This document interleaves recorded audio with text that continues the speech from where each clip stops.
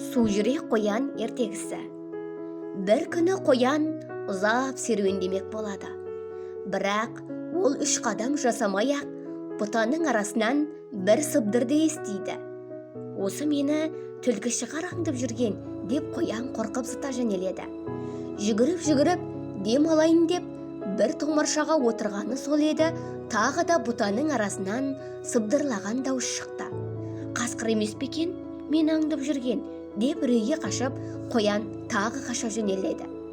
Ол жүгіріп дем алайын деп сәл дамылдайды. Неліктен мен сондай бақытсызбын? Менен ешкім қорықпайды. Мен болсам бәрінен қорқамын. Сорлы басым-ай, одан да бұл қайғыдан суға батып өлгенім артық қой, дейді ол қамығып. Сөйтіп, ол өзенге жүгіріп келсе, жағада бақа отыр екен. Сұр қоянды көре сала, бақа есі шығып бақылдап суға секіріп кетеді. Мұны көрген қоян тоқтай қалып, таңдана, өз-өзіне, мен осы несіне суға батам?